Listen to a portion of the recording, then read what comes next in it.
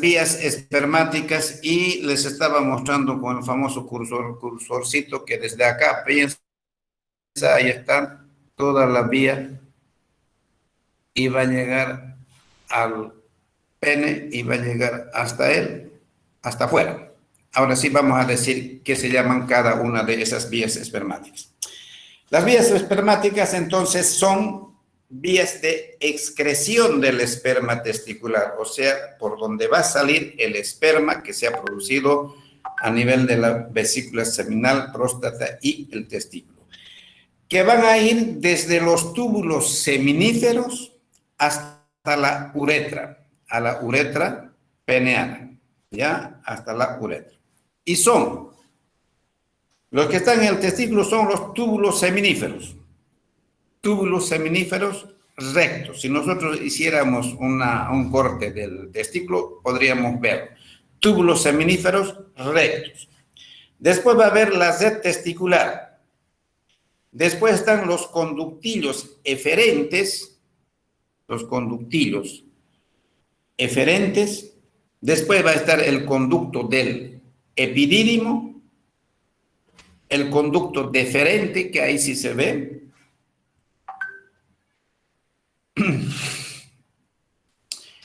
Y después del conducto deferente estaría la vesícula seminal.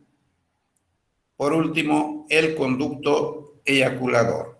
Vamos a repetir de nuevo cuáles son las vías espermáticas. Empezarían en el túbulo seminífero recto, la red testicular, los conductillos eferentes, los conductos del epidídimo, conducto deferente, vesícula seminal y el conducto eyaculador. Epidídimo,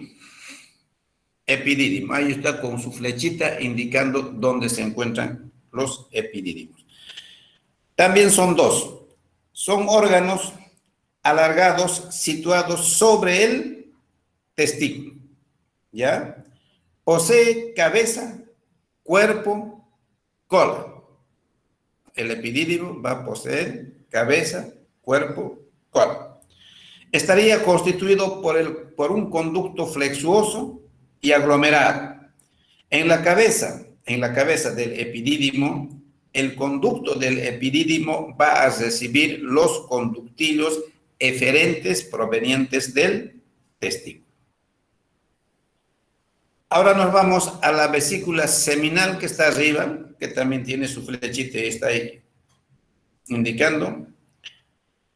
La vesícula seminal son dos reservorios membranosos.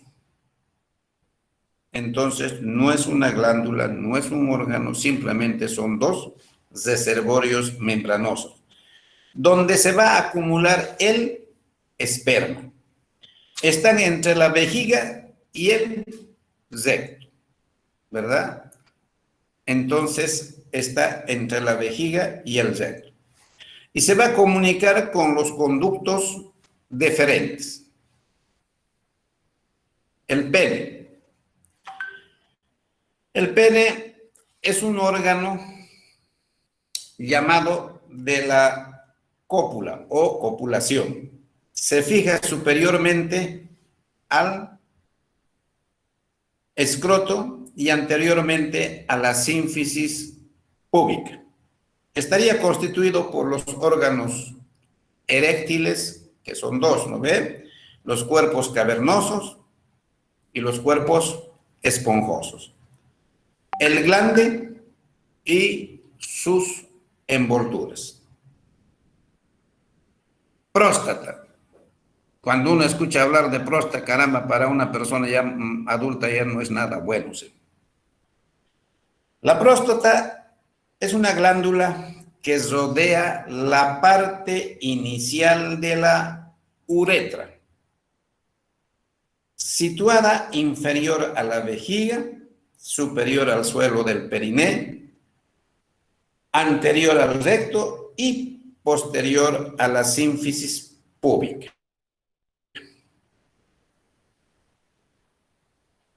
¿Por qué yo dije que escuchar hablar de próstata ya no es nada bueno para la gente mayor. Ustedes saben que esa glandulita, ¿no?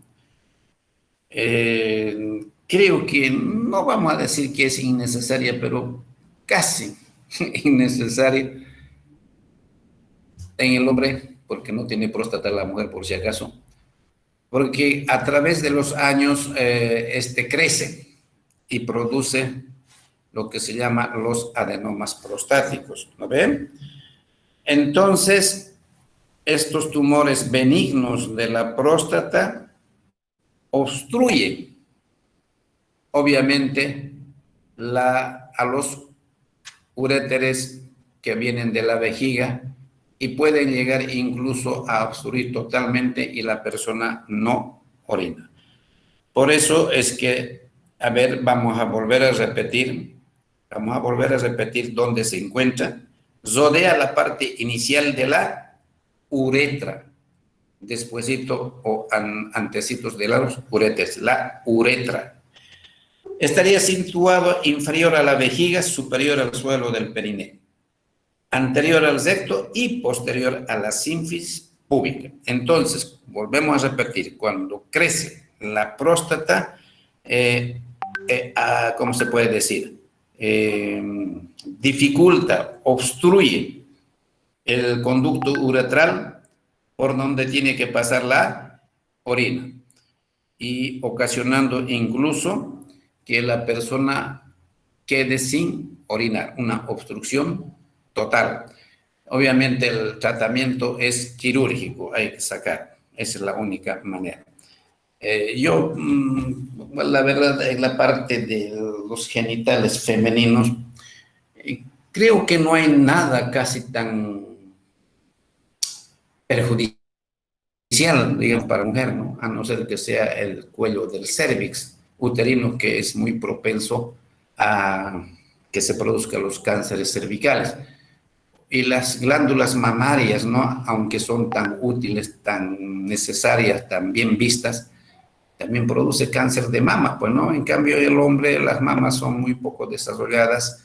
Dice que hay cáncer de mama en los hombres, pero demasiado raro. En cambio, en las mujeres, la verdad es bastante frecuente, principalmente en la raza blanca. Bien.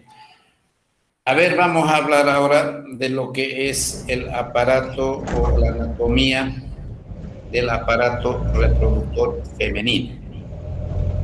Ahí estamos viendo igualmente, esto ya es un corte transversal del aparato reproductor femenino. Empezaríamos a hablar de los ovarios. Ahí están los ovarios a cada lado.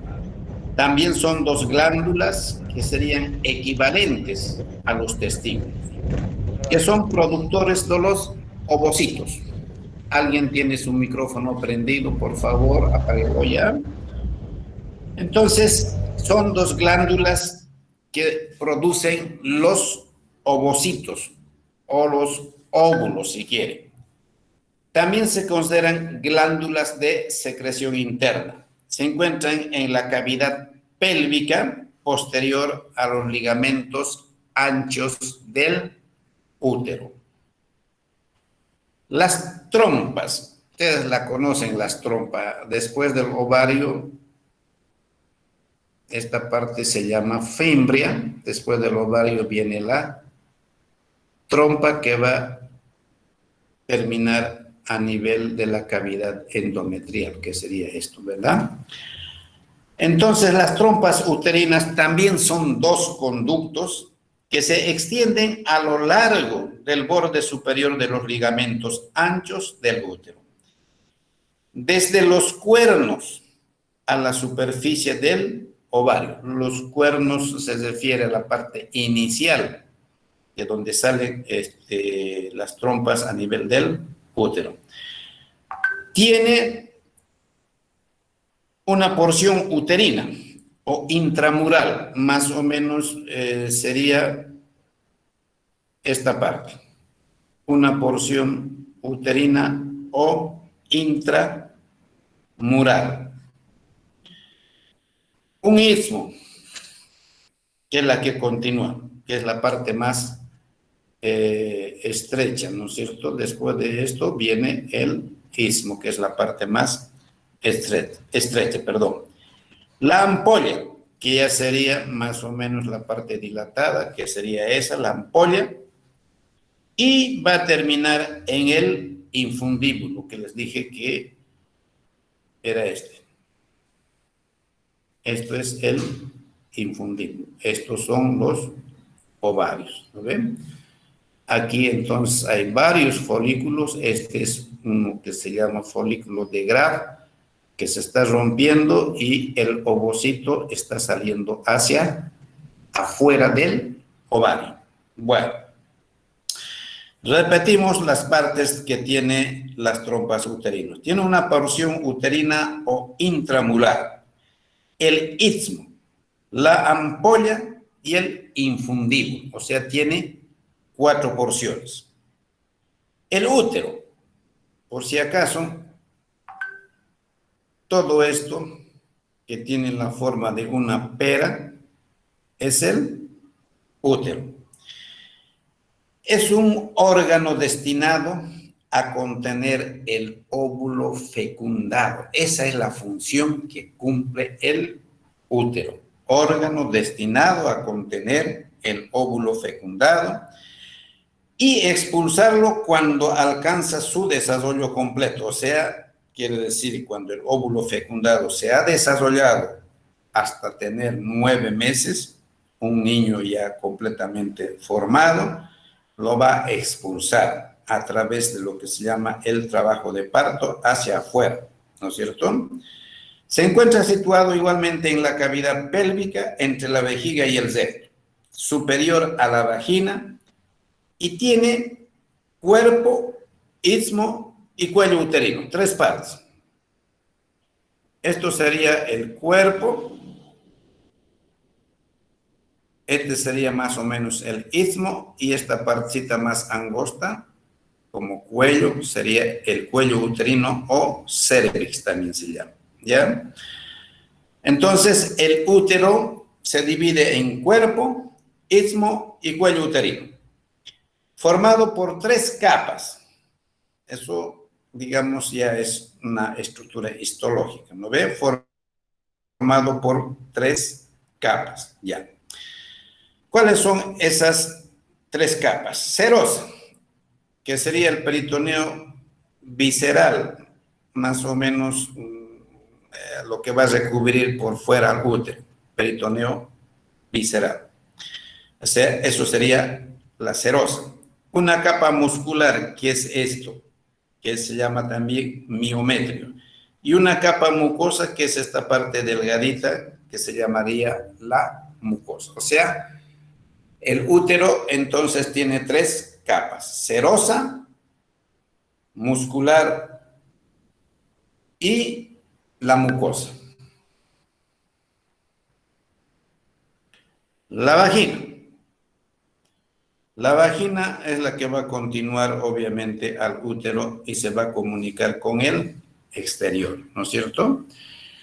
Es el órgano destinado a contener, o mejor, vamos a decir que la vagina sería un conducto que va a ir del cuello uterino a la vulva, o sea, que se va a comunicar con el exterior.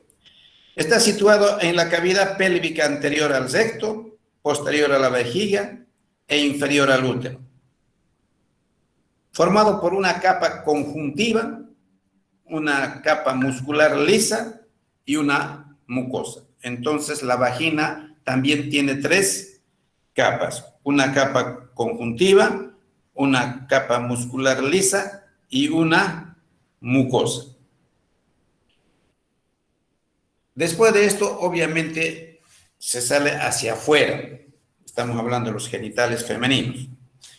Entonces, hacia afuera empezaríamos a ver lo que se llama la vulva. La vulva corresponde entonces a los genitales externos. No sé si ustedes han debido seguramente ya escuchar de que los genitales femeninos entonces se dividen en internos y externos. Los internos son los que acabamos de mencionar, empezando por ovario, trompas, útero, vagina. Y los externos son la vulva. En la vulva están los labios mayores, que son repliegues cutáneos, los labios menores. En la parte superior está una, ¿cómo les puedo decir? Una especie de un pliegue cutáneo que se llama el clítoris, que también dicen que es un órgano muy sensible, es el órgano de supuestamente del placer en el caso de la mujer. Más arriba tenemos, donde están los vellos ya, tenemos el monte del pubis o Venus y las glándulas vestibulares que se encuentran a los lados a nivel del introito vaginal, o sea, en la entrada a la vagina, que van a secretar moco para poder lubricar durante el acto sexual o durante la relación sexual. Eso sería todo en relación a la anatomía tanto masculina como también femenina. Si tienen alguna duda, alguna consulta, curiosidad, pregunta, háganmela sin problema, no hay ningún lío, ya hemos hablado de eso, y para que pasemos a lo siguiente. Los escucho. Sí.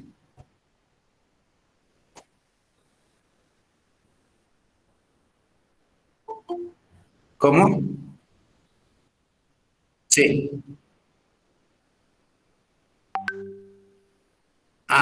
El endometrio es la mucosa, miometrio y, claro, el miometrio que es el músculo. Y se puede decir la serosa perimetrio también. Sí, es lo mismo. Endometrio, miometrio, perimetrio. Serosa, muscular y mucosa. Listo.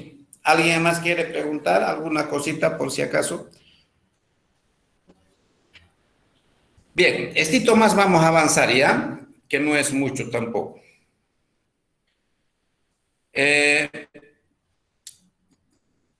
Ya una ocasión se los dije de que en embriología se estudia fundamentalmente el desarrollo del nuevo ser desde el huevo cigoto hasta un muchacho de 9 meses, ¿verdad? Y entonces, ¿de dónde va a salir el huevo cigoto o el huevo fecundado? Va a salir de la unión de los llamados células germinativa masculina y femenino, o gameto masculino o femenino, que se llamaría el masculino espermatozoide y el femenino óvulo, ¿no es cierto? Entonces, ahora vamos a ver, ¿y de dónde vienen estas dos células? Tanto el óvulo como el espermatozoide. A eso se llama gametogénesis, origen de los gametos, genes. Tú sabes que hasta en la Biblia genes es origen de los gametos o de las células sexuales reproductivas, masculina y femenina. Entonces, la gametogénesis. Empezaríamos a hacer mención a las células germinales primordiales. ¿Ya? Ahorita vamos a decir de dónde aparece. Pero antes de eso tenemos que pensar lo que hace rato ya les dije, que la fecundación, eso ya todo el mundo sabe, es la unión del gameto masculino llamado espermatozoide y el gameto femenino llamado ovocito. Se fusionan y originan lo que se llama el huevo o cigoto. Listo. Ahora sí. Estos gametos, ¿ya? Derivan justamente de estas células germinales primordiales, ¿de acuerdo? Estos gametos, masculino o femenino, óvulo, espermatozoide, obviamente no como óvulo ni como espermatozoide, sino en etapas más iniciales. Entonces, se desarrollan o derivan de las células germinales primordiales. Estas células germinales primordiales se forman en el epiblasto, ¿ya? Se forman en el epiblasto. En la segunda semana de desarrollo embrionario. Por ahora, tal vez se están preguntando, ¿y qué será el epiblasto? Es una de las capas que aparecen dentro de lo que es el desarrollo embrionario. Entonces, por ahora, conformémonos con tener esa idea de que es una capa del desarrollo embrionario del nuevo ser.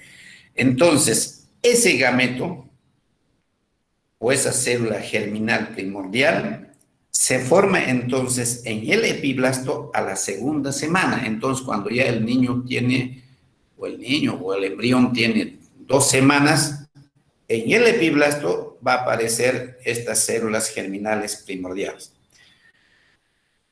Del epiblasto se van a trasladar a la pared del saco vitelino, ¿ya? A la pared del saco vitelino. Y de la pared del saco vitelino van a migrar durante la 4ª semana a las gónadas en desarrollo. ¿Cuáles son las gónadas? Ovario y testículo, ¿no ven? Entonces, como dice aquí, a la 4ª semana van a migrar de la pared del saco vitelino a las gónadas en desarrollo. Todavía no están completamente desarrolladas, están en proceso de formación. Llegando entonces al final de la 5ª semana. Esto tenemos que entender, no es cuestión de aprender de memoria. A ver, estamos hablando de la génesis de los gametos masculino y femenino, del óvulo y del espermatozoide. Listo. Estos 2 células, llamados gametos, derivan de una célula que se llama las células germinales primordiales. Y estas células germinales primordiales derivan ¿de dónde? Derivan del epiblasto, ¿no es cierto?, durante la semana de desarrollo embrionario. De ahí del epiblasto se van a trasladar a la pared del saco vitelino y de ahí van a migrar durante la 4ª semana de desarrollo embrionario a las gónadas en desarrollo, que son el ovario y el espermatozoide, llegando más o menos al final de la 5ª semana. Listo. La teoría cromosómica, ¿ya? La teoría cromosómica de la herencia dice que los genes en los cromosomas heredados, tanto del padre y la madre, van a dar lógicamente las características del nuevo ser. En otras palabras, tú tienes que parecerte en la mitad a tu padre y en la mitad a tu madre. Eso estamos diciendo. Eso dice la teoría cromosómica de la herencia, porque los genes en los cromosomas que hemos heredado del padre y la madre nos van a dar las características, obviamente, que tienen mi padre y mi madre, ¿no ven? Ahora, obviamente, aquí viene el asunto, ¿no? Las mujeres siempre son vivas, ¿no ven? A ver, escuchen bien. Han escuchado seguro ustedes. Cuando el niño nace, supongamos que la mujer es blanca, de ojos verdes, y el niño nace morenito. Caramba, vamos a suponer que el supuesto padre también es blanco. Entonces uno diría, pues no, caramba, este muchacho no es hijo del supuesto padre. Y la madre, para esconder de que verdaderamente no lo es, entonces dice, es igualingo que su abuelo. Su abuelito era moreno, pero como el abuelito ya está muerto, no hay ni cómo desenterrarlo y ver, pues, ¿no? Entonces, de esa forma se salvan, pues, ¿no? De la infidelidad que tuvo. ¿O no? Sí. Por supuesto. Eso siempre sucede. Ay, Doctor, igualingo a la abuela, igualingo al abuelo, caramba. Bueno, pero doctor, lo ¿y que qué sí pasa por tenemos, decir? ¿cómo? ¿Y qué pasa por decir, como dice, que se parecen al abuelo y cuando realmente sí se parecen a sus abuelos? Ya. Pero el papá también tiene que parecerse a su padre, pues que es el abuelo, ¿no ve? Entonces a eso iba a ir.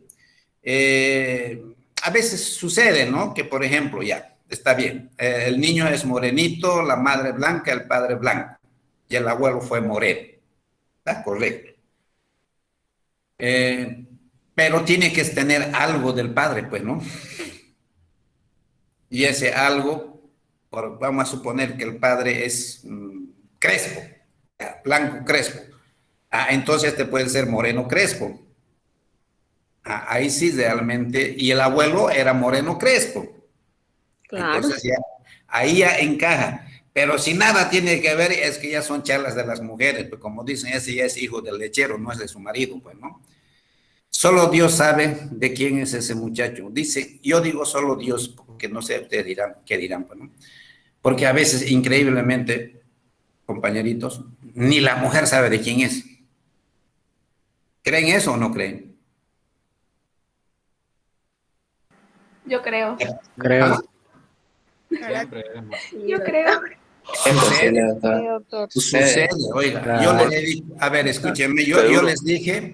yo les dije que soy ginecobstetra, ¿no ven? ¿Se Ujú. acuerdan? Ya. Sí. Yo, claro, esto nunca voy a hablar ni quién es, ni me acuerdo ya ni quién es, solo me acuerdo el hecho, ¿no? Yo no una vez, varias veces he tenido esa situación.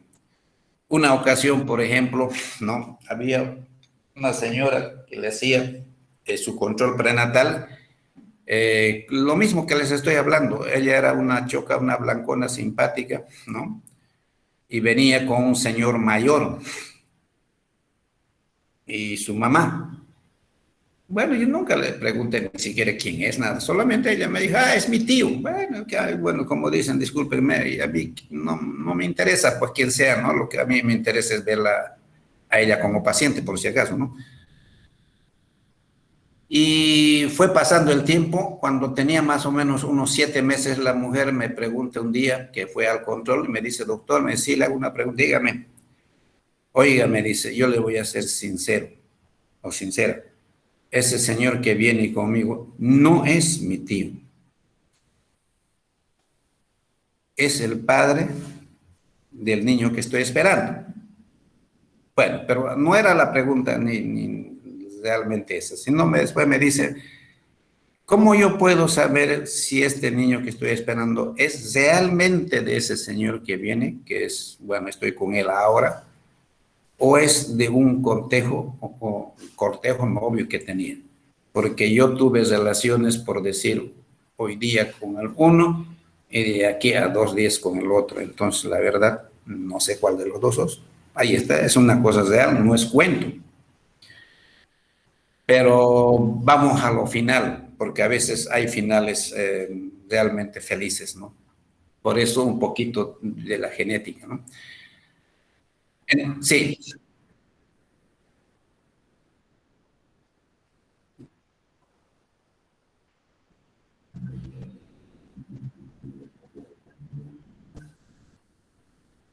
pero ¿cómo sabes que el negro es gen dominante, pues?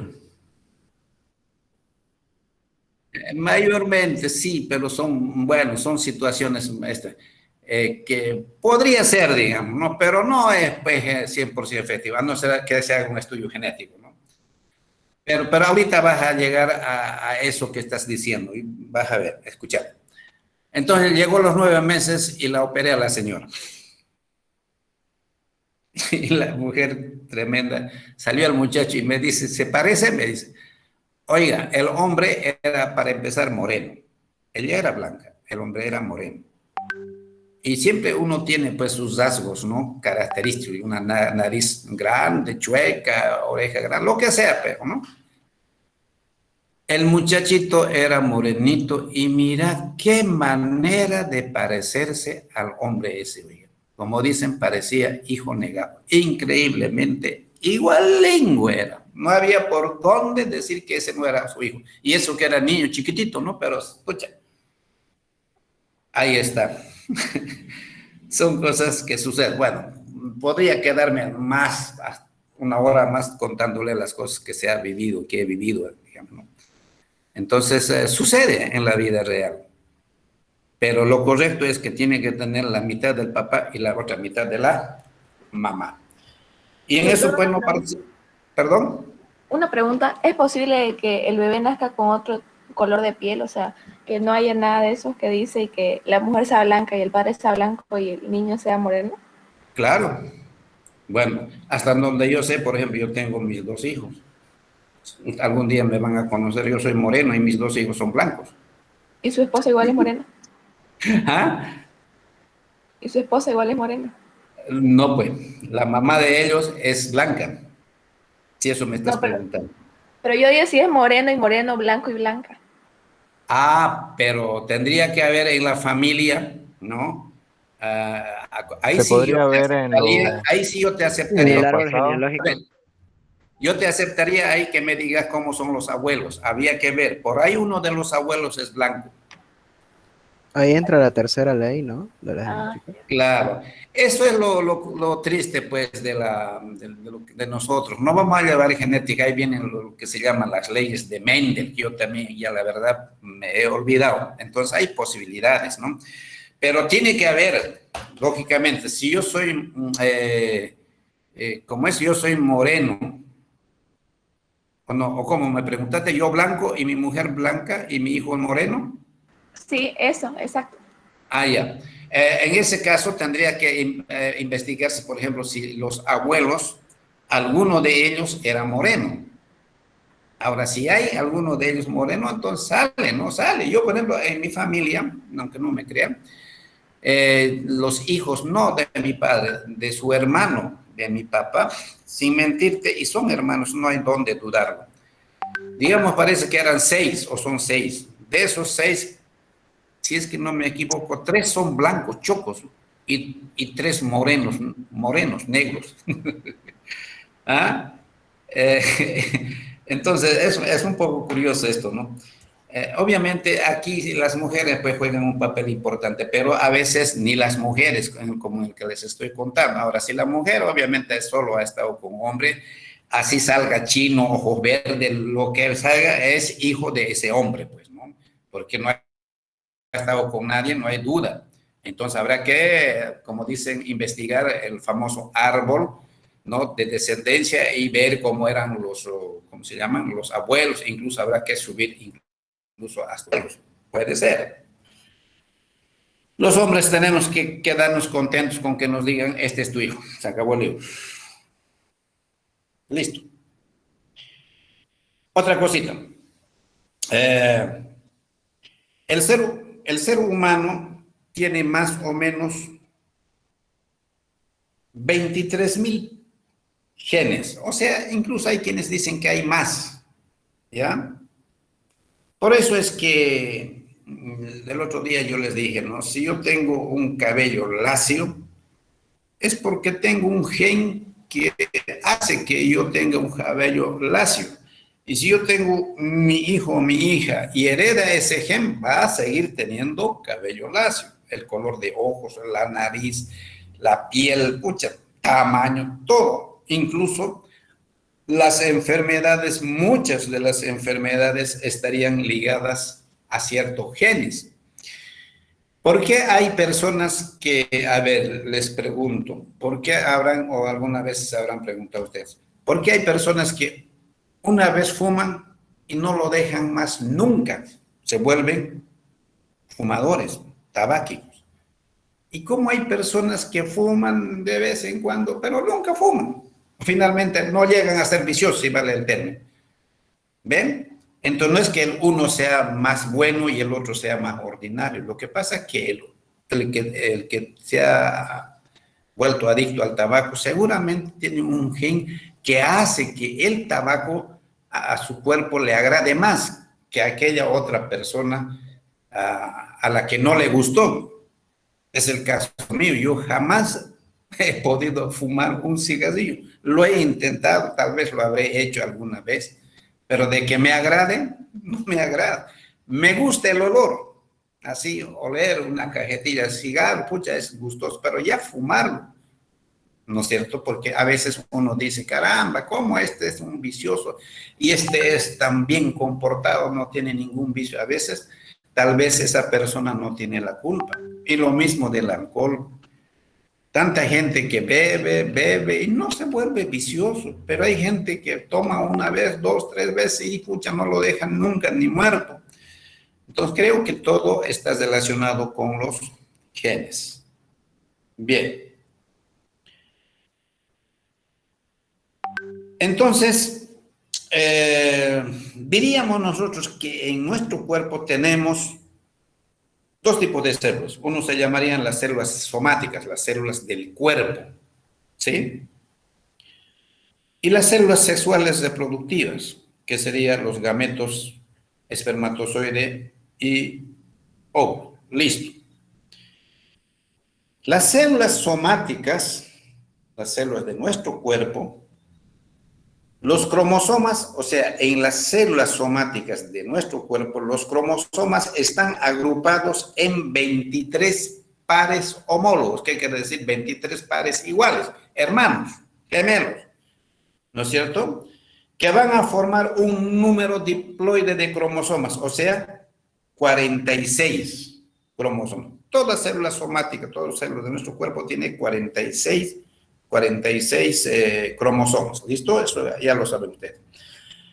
22 pares son llamados autosómicos.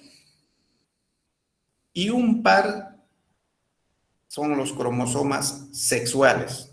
¿No es cierto? Un parcito es cromosoma sexual y 22 son los llamados autosómicos. Si la célula o la persona tiene en sus células los cromosomas XX, entonces la persona es femenino, ¿no ven? Y si es XY, es masculino. Entonces, aquí hasta a mi hija que tenía en escuela, parece que le dijeron, ¿quién es el que determina el sexo del niño? El hombre. El hombre. Es el hombre, ¿no ve? Porque tiene cromosoma XY. Entonces, si le da un cromosoma X a la mujer, pues ya es mujer. Pero si le da al Y, va a ser hombre. Entonces, es nomás por eso que a veces, ¿no?, uno se siente menos hombre, caramba, cuando uno no tiene un hijo hombre, porque no ha podido, digamos, dar el cromosoma Y, pues, ¿no? Ni modo. Bueno, esto ya es la mitosis. Perfecto. Entonces, toda persona, volviendo a repetir, tiene 46 cromosomas, número diploide de cromosomas. 22 pares son los llamados autosómicos y un par de cromosomas sexuales, XX en la mujer o femenino, XY el masculino. Cada gameto tiene entonces un número haploide de cromosomas, o sea, los gametos masculino, femenino, solo va a tener la mitad del número de cromosomas en relación a los cromosomas somáticos, ¿verdad? O sea, solamente va a tener 23 cromosomas. Porque si no fuera eso, pucha, imagínense, si tuviera 46, se unen el gameto masculino y femenino, ¿cuántos cromosomas tendría? 92. Puchas, tendría que producirse, habría una explosión genética, tendría que haber seres, pucha, no sé. Pero sin embargo eso no sucede porque solo tiene el número de cromosomas, los gametos sexuales femenino y masculino, que cuando se unen forman el número diploide de cromosomas, que es 23 más 23, 46, que tienen todas las células de nuestro cuerpo. ¿Está claro eso? Gracias. Sí. Perfecto. A ver, si nos da tiempito para hablar un poquito más de esto. Ya, podemos quedarnos exagerando, 10 minutos. Terminamos con esto y después ya nos vamos. Bien. Aquí están viendo ustedes algo de la división celular, a lo que se ha llamado mitosis. ¿No ve? Mitosis es la división de cualquier célula. Listo. Y la meiosis es también división celular, pero solo de los gametos. Entonces, esa es la diferencia entre la mitosis y la meiosis. Entonces, la mitosis podríamos decir que es el proceso por el cual la célula, una célula madre, llamémosle, se divide en dos células hijas genéticamente idénticas a la célula madre. ¿Ya? O sea, la célula que se va a dividir es igual que la célula que su mamá. Va a tener el mismo número de cromosomas. ¿Pero cómo? A ver, vamos a hacer, eso vamos a explicar. Volveremos mejor a repetir la definición. Mitosis es el proceso por el cual la célula se va a dividir en dos células hijas genéticamente idénticas a la célula madre. Ya. ¿Por qué va a ser idéntico a la madre? Porque antes de entrar en la mitosis, ¿ya? Esa célula que va a dividirse, su ADN de los cromosomas se reproduce o se replica. Por eso es que la célula hija va a ser exactamente igual, como una especie de sello. Sello ahí, sello ahí, sello ahí, punto. Se replica. Fases, etapas, periodos, lo que ustedes quieran llamarle, de la mitosis. Esto también ya han escuchado, han estudiado incluso en colegio. Profase, la primera fase de la mitosis es la profase. En la profase los cromosomas empiezan a enrollarse, que sería más o menos este que están empezando a enrollarse. Contraerse, condensarse, y cada uno están formados por subunidades paralelas llamadas cromátides, que están unidos por una región estrecha llamada centrómero. Entonces, volvemos a repetir, ¿qué pasa en la profase? En la profase los cromosomas empiezan a contraerse, empiezan a enrollarse, condensarse, y cada uno estaría formado por dos unidades paralelas, ahí está rojo y azul, llamadas cromátidas, que estarían unidas por una región estrecha que se va a llamar centrómero. Listo, eso es lo que sucede en la profase. Doctor, una disculpa, ¿cómo dijo que se llamaban los que estaban dentro? No lo ¿Perdón? escuché. ¿Cómo dijo que se llamaban los que estaban dentro, el rojo y azul? Las subunidades paralelas que se llaman cromátides. Cromátidas. ¿Ya? Gracias, doctor. Después pase, se llama prometafase. En la prometafase lo único que se puede hacer o se puede ver es que las cromátidas se pueden identificar. Entonces, por ejemplo, este sería el centrómero, donde está el cursor. Pucha, eso nomás no me gusta. Una partecita delgada, ¿no ves? Que están uniendo el azul y el rojo. Entonces, aquí en la prometafase, las cromátidas se pueden identificar, nada más que eso. Seguimos en la otra fase, metafase. Las cromátidas se disponen alineadas en el plano ecuatorial, todas están ancladas por microtúbulos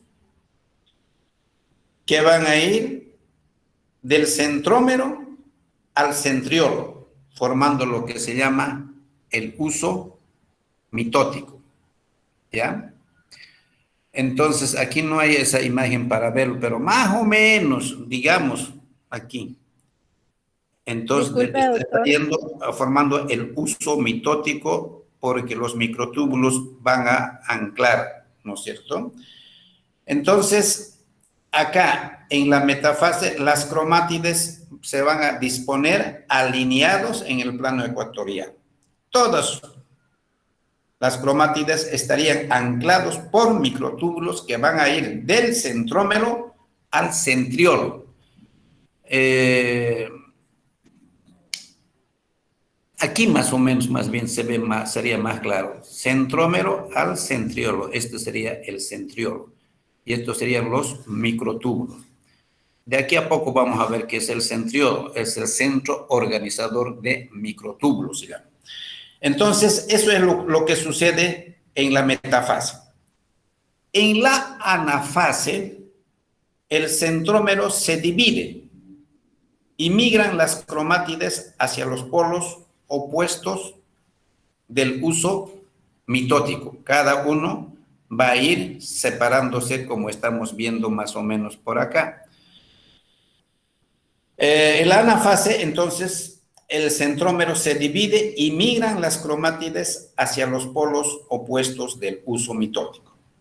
Y la telofase, que ya sería más o menos esta última, los cromosomas se desenzollan y se alargan. El envoltorio nuclear se va a restablecer y el citoplasma se va a dividir, ¿no es cierto? Se va a dividir y cada célula hija va a recibir la mitad del material cromosómico duplicado. Entonces, aquí, estas son las células hijas. Si antes de entrar en la famosa profase se ha duplicado, se ha replicado el material genético, entonces teóricamente aquí habría el doble. Entonces, por eso aquí va a ir la mitad, que corresponde a 46 cromosomas. Aquí va a ir 46 cromosomas. De esa forma, las dos células hijas van a ser exactamente iguales que a la célula madre. Vamos a repetir lo último de la telofase. Los cromosomas entonces se van a desarrollar, se van a alargar y el envoltorio nuclear se va a restablecer y el citoplasma se va a dividir y cada célula hija va a recibir la mitad del material cromosómico que fue duplicado, manteniendo entonces el mismo número de cromosomas. Y para terminar esta partecita, vamos a hablar, no sé si estará aquí, no está ya. Vamos a hablar de lo que es la meiosis. Meiosis, ya lo dijimos. La meiosis solamente se produce en las células germinativas masculina y femenina, o sea, en los gametos femenino y masculino. Entonces, la meiosis también entonces es una división celular que se da en las células germinales para dar los gametos, espermatozoide y óvulo. Requiere de dos divisiones celulares. Esa es una cosa interesante, ¿ya? Porque no nos olvidemos que cada gameto solamente tiene el número haploide de cromosomas. ¿Y de dónde resulta que tiene un número haploide? La mitad. Entonces, en la meiosis, volvemos a repetir, requiere de dos divisiones celulares, justamente para poder reducir el número diploide de cromosomas a número haploide. Y se llaman la meiosis 1 y la meiosis 2. En la mitosis, al inicio de la meiosis 1, el ADN de los gametos se duplica, pero a diferencia de la mitosis, Los cromosomas homólogos, los cromosomas hermanos que decíamos, se alinean en pareja. No es de uno en uno, sino que se alinean en pareja, a lo que se llama sinapsis. ¿Ya? Volvemos a repetir esta partecita. Entonces, en la meiosis, para que se reduzca el número de cromosomas de número diploide a haploide, tiene que haber dos divisiones que se llaman meiosis 1 y meiosis 2, para que se pueda reducir entonces repitiendo al número haploide de 23 cromosomas. En la meiosis, al igual que en la mitosis, al inicio de la meiosis 1, el ADN de los gametos se duplica. Pero la diferencia con la mitosis es que los dos cromosomas homólogos se alinean en pareja a lo que se llama sinapsis, excepto los cromosomas sexuales. Excepto los cromosomas sexuales. Luego, los pares homólogos se van a separar en dos células hijas, lo que reduce el número de cromosomas de diploide a haploide. La meiosis 2 separa entonces las cromátides hermanas. Entonces, prácticamente la reducción del número diploide a haploide se produciría durante la meiosis 2. Cada ovocito primario en la meiosis, ya eso es lo curioso también, cada ovocito primario en la meiosis va a dar a 4 células hijas. Estamos hablando del ovocito. Va a dar a 4 células hijas con 23 cromosomas más un cromosoma sexual, ya sea X o Y. Y solo una de estas 4 células hijas va a desarrollarse en un gameto maduro. Y las otras 3, a las otras 3 se las llama corpúsculos polares. Estos corpúsculos polares reciben poco citoplasma y por lo tanto degeneran, mueren si quieren ustedes, y solamente uno se produce. En cambio, en el caso del espermatocito primario, ¿no? Va a dar 4 también células hijas, ¿no es cierto? Va a dar también 4 células hijas. 2 con 22 cromosomas, más un cromosoma X, y 2 con 22 cromosomas, más un cromosoma Y. Aquí, a diferencia de los ovocitos, los espermatozoides, las 4 células se desarrollan en gametos maduros. En cambio, del ovocito solamente uno madura a ser un ovocito maduro. Del espermatozoide, las 4 células se convierten en espermatozoides maduros. ¿Está bien?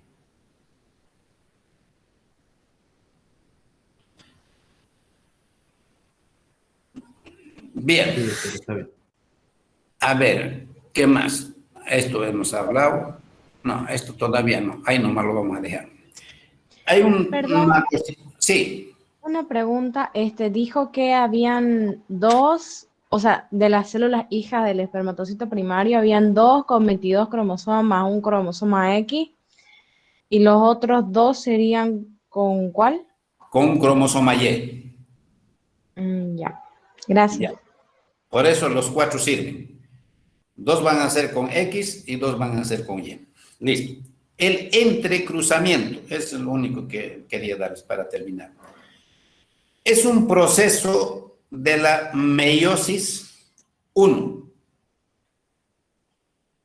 El entrecruzamiento, entonces, es un proceso de la meiosis 1, donde se produce el intercambio de segmentos de cromátides entre los cromosomas homólogos, o sea, hay intercambio de material genético.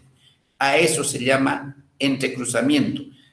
Es un proceso de la meiosis 1 donde se va a producir el intercambio de segmentos de cromátides entre los cromosomas homólogos. Bueno, yo creo que aquí vamos a quedar para no cortar la próxima clase, que estaría relacionada fundamentalmente con las anomalías congénitos, abortos espontáneos, ¿ya? Si alguien tiene alguna pregunta, no hay problema. Doctor, ¿qué es un espermatocito primario y un ovocito primario? No quisiera responderte ahorita, ¿sabes por qué? Porque vamos a tener la ovogénesis y vamos a tener la espermatogénesis. Entonces sería por demás hablar doble y no se va a entender muy bien. Cuando lleguemos a la génesis del espermatozoide y la génesis del óvulo, ahí vamos a ver qué es un ovocito primario, qué es un espermatocito primario, ¿listo? O espermátides también se llama, ¿ya? Por favor. Doctor. Pero me agrada. ¿Por qué? Porque es necesario que sepamos. Entonces, lo vamos a poner en suspenso porque tenemos un tema sobre eso. ¿Qué más, niños? Doctor, disculpe una preguntita. Lo que estaba explicando en un inicio era sobre la anatomía de los aparatos reproductores nomás. Sí, ¿Eso está femenino y en masculino. el libro del ACMA o es un complemento de conocimiento? No, parece que está ahí. La verdad, esa pregunta ya me lo hicieron, pero no me acuerdo. Parece que hay en el LACMAN y también en cualquier parte hay eso. ¿Podemos usar el de anatomía para sacar eso? Pucha, el de anatomía. Disculpe, doctor, una Desde luego que pregunta. sirve, perdón, un ratito, sirve, ¿no? Pero anatomía, pues, describe un montón. Sí, dime. Disculpen, entonces nosotros, ¿qué gameto llegaríamos a tener cuando nacemos, doctor? ¿Diploide o haploide? Depende, pues. Cuando llegamos, o sea, eso también va a haber un tema en la que vamos a ver porque difiere entre el hombre y la mujer, ¿ya? Pero desde luego todos nuestros gametos tienen que ser números haploides. ¿Por qué? Porque si tú eres hombre y te juntas con una mujer, tu espermatozoide se va a juntar con un óvulo para tener el hijo, entonces eso tiene que ser número haploide para que después de la unión de esos dos se forme el huevo cigoto para hacer un número diploide, ¿no es cierto? Con cromosoma X, XX, mujer, o XY para ser hombre. ¿Está bien?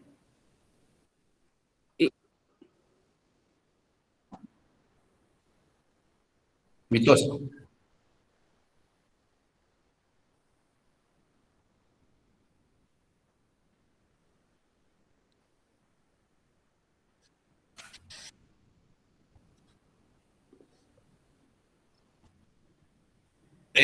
Yo prefiero que la aprendamos tal como estamos llevando nomás, ¿sí? Porque algunas veces hay evidentemente una terminología que cada autor no es que sea... Doctor, una última preguntita. No, está en el Lachman, papá.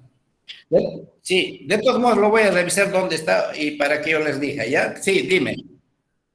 ¿En qué semana del desarrollo del embrión se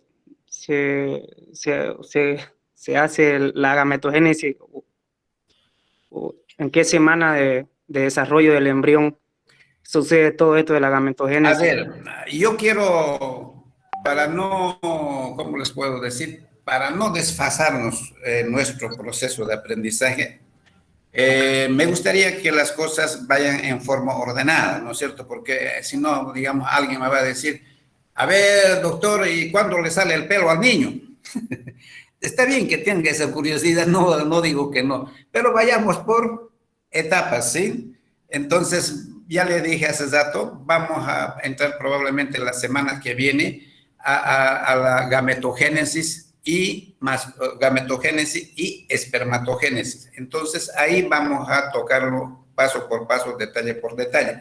Y me gustaría que si alguien quiere preguntar, hágalo con toda libertad, no hay ningún problema, pero que sea por lo menos sobre el tema, para que no brinquemos y picoteemos de todas partes. A eso me voy, ¿ya? ¿Alguien más? Bien, entonces no nos olvidemos que a partir de la próxima voy a ya tomar lista por si acaso, ¿ya? El grupo A, el día miércoles 13:30, el grupo H, el día viernes a las 16:45, pero la próxima semana. Les adelanto que ya los auxiliares de docencia que tenemos, los 6 grupos, tanto el A1, A2, A3, H1, H2, H3, están ya prácticamente haciendo las clases inaugurales esta semana. Entonces, por favor, vayan buscando a su auxiliar correspondiente para que vayan ya incorporándose en la parte de avance práctico de la asignatura, ¿cómo se llama? MED 101, histología y embriología. ¿Listo? No hay más entonces. Nos vemos. Gracias, Que les doctor. vaya bien. Doctor.